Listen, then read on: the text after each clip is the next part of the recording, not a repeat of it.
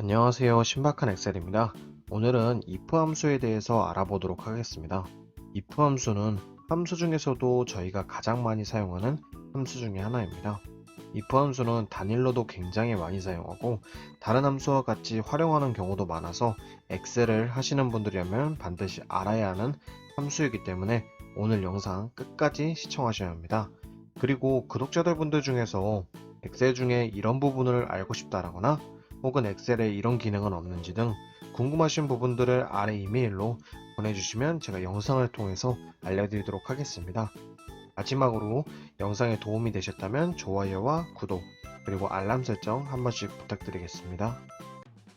네, 먼저 첫 번째 예제부터 보도록 하겠습니다. 첫 번째 예제에서는 이 거래 외화 금액이 보통 출금이면은 출금열에 출력이 되고 보통 입금이면은 입금열에 출력이 되게끔 한번 if 함수를 만들어 보도록 하겠습니다. 먼저 입금부터 한번 if 함수를 작성해 보도록 하겠습니다.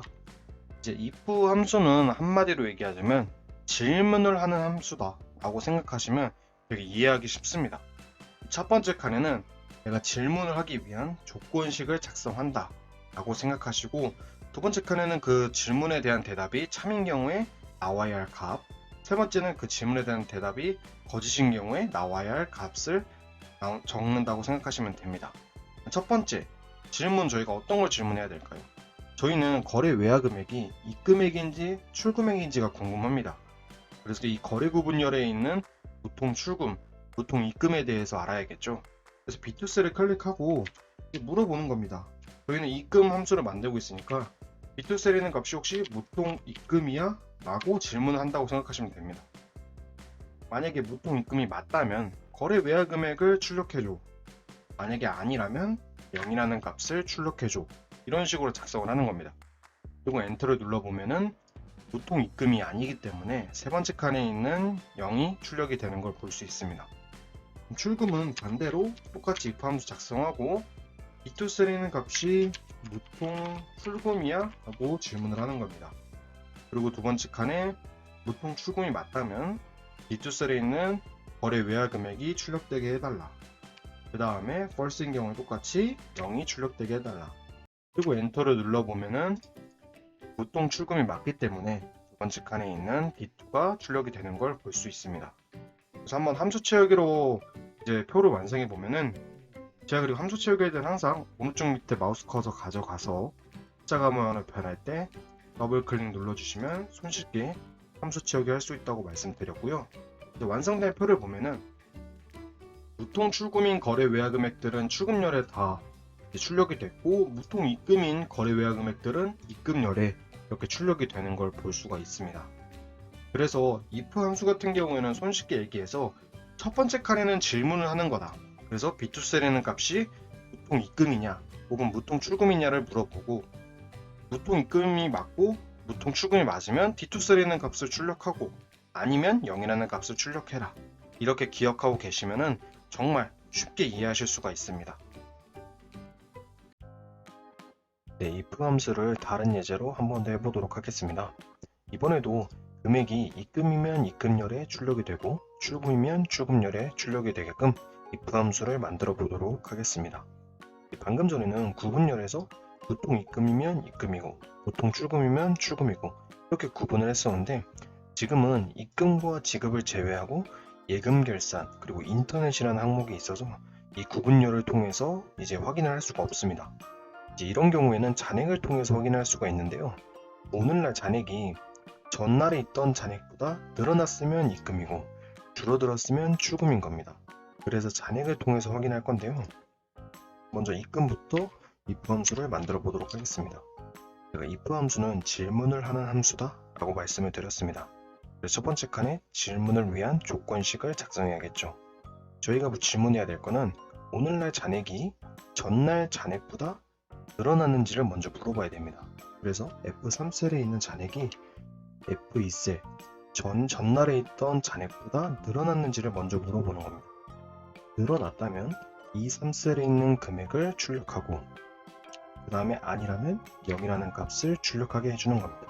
그리고 엔터를 눌러보면은 F3셀에 있는 잔액이 F2셀 전날에 있던 잔액보다 늘어나지 않았기 때문에 0이 출력이 됐습니다. 그럼 출금 함수를 한번 만들어 보도록 하겠습니다. if 함수를 작성해 주시고 이번에는 반대로 물어보는 겁니다. F3셀에 있는 잔액이 전날에 있던 F2셀에 있는 잔액보다 줄어들었는지를 물어보는 겁니다. 줄어들었다면 출금이니까 2, 3셀에 있는 금액이 출력이 되고 아니라면 똑같이 0이라는 값이 출력이 되게 해라. 그리고 엔터를 눌러보면은 F3셀에 있는 잔액이 F2셀 전날에 있던 잔액보다 줄어들었기 때문에 금액이 출금열에 출력이 된 걸 볼 수가 있습니다. 그래서 함수 채우기를 한번 해보도록 하겠습니다.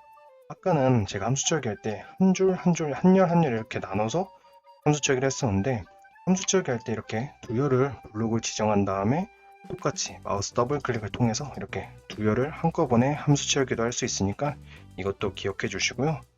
그 다음에 이제 완성된 표를 보면은 F4셀을 보면은 F4셀에 있는 잔액이 전날 F3셀에 있는 잔액보다 늘어났기 때문에 이 4셀에 있는 금액이 입금열에 출력이 됐고 F6셀을 보시면은 F5셀 전날에 있던 잔액보다 줄어들었기 때문에 이 6셀에 있는 금액이 출금열에 출력이 된 걸 볼 수가 있습니다.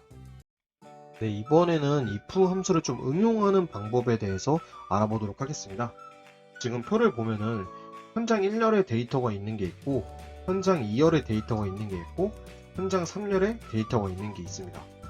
그래서 여기 현장이라는 열을 새로 만들어서 이게 현장 1열에 데이터가 있으면 현장 1이라고 표시가 되고 현장 2열에 데이터가 있으면 현장 2라고 현장 3에 데이터가 있으면 현장 3이라고 표시가 되게끔 한번 if 함수를 만들어 보도록 하겠습니다. 먼저 if 함수를 작성해 주시고 첫 번째, 질문을 위한 조건식을 만들어야 된다고 했습니다. 저희가 알아야 할 건 현장 1열에 데이터가 있는지 없는지를 알아야겠죠. 그래서 C2셀을 클릭해주고 물어보는 겁니다. 혹시 C2셀의 값이 0이 아닌 값이 있나요? 라고 물어보는 겁니다. 제가 쓴 이 비교연산자 혹시 모르시는 분들을 위해 알려드리면 이거는 같지 않음을 뜻할 때 쓰는 비교연산자입니다. 그래서 이렇게 C2셀의 0이 아닌 값, 한마디로 값이 있느냐라고 물어보는 겁니다. 그 다음에 true 값에 그럼 값이 있으면 현장 1이라고 표시가 돼야 되기 때문에 C1셀에 현장 1을 클릭해 줍니다. 근데 저희가 조금 이따가 이제 함수 채우기를 할 거기 때문에 절대 참조 F4키를 통해서 절대 참조를 한번 해줍니다. 이걸 해줘야지 저희가 조금 이따 함수 채우기에서 밑으로 쭉 함수를 채울 때 이 C1셀이 밑으로 내려오지 않고 C1셀로 고정된 상태로 함수를 채우게 하실 수가 있습니다. 그 다음에 이제 잘 보셔야 되는 게 false 값입니다. 현장 1열에 데이터가 없대. 그러면 현장 2열이나 현장 3열에 데이터가 있다는 말인데 그걸 확인하기 위해 if 함수를 한번 더 써주는 겁니다. 그리고 또 물어보는 거죠. B2셀에 그러면은 값이 0이 아닌 값이 있나요? 라고 물어보는 겁니다. B2셀에 값이 있으면은 현장 2열이 표시되게끔 해주고 항상 절대 참조 눌러주시고 그 다음에 또 false 아니라면 현장 3열에 있을 수 있으니까 if 함수를 한번 더 써서 B2셀 현장 3열에 0이 아닌 값이 있나요? 라고 한번 더 물어보는 겁니다. 그리고 이 2셀에 현장 3열에 데이터가 있다면 현장 3이 표시되게끔 만들어 주시면 됩니다. 그 다음에 마지막 false에 이거 3개가 다 아니라면 그냥 공백이 표시되게 해주세요 라고 이렇게 작성을 하면 됩니다. 그 다음에 마지막에 이제 가로를 닫을 때 저희가 if 함수를 3번을 썼기 때문에 가로를 3번 닫아 주셔야 됩니다. 그리고 엔터를 눌러주시면 이렇게 현장 1이 표시가 되는 걸 볼 수가 있습니다. 그 다음에 마우스 더블 클릭으로 함수 채우기를 해주시면은 현장 1열에 있는 데이터는 현장 1이라고 표시가 되고 현장 2열에 데이터가 있는 값은 현장 2라고 표시가 되고 현장 3열에 데이터가 있는 것은 현장 3이라고 이렇게 표시가 됩니다. 그래서 if 함수는 이렇게 if 함수 안에 if 함수를 쓰고 또 다른 if 함수를 쓰고 이렇게 중복해서 사용할 수 있기 때문에 이거 기억해 주시면 될 것 같습니다. 오늘 이렇게 3개의 if 함수 활용에 대해서 알아봤는데요. 물론 if 함수가 더 많은 상황이나 더 응용할 수 있는 방법들이 많습니다. 그래서 좀 복잡한 if 함수 같은 경우에 어려워하시는 분들이 많더라고요. 저도 앞으로 다른 함수들을 설명하면서 if 함수를 사용하는 일이 되게 많을 겁니다. 그래서 그때마다 다시 설명을 드릴 테니까 너무 어렵게 생각하지 마시고 오늘 제가 드렸던 예제 다시 해보시면서 if 함수의 기본만 오늘 정확하게 이해하고 가셔도 앞으로 if 함수 사용하실 때 어렵게 느껴지지 않을 겁니다. 그럼 오늘 영상 여기까지 하고 시청해주셔서 감사합니다. 저는 다음 영상은 썸 함수에 대해서 설명을 드리도록 하겠습니다.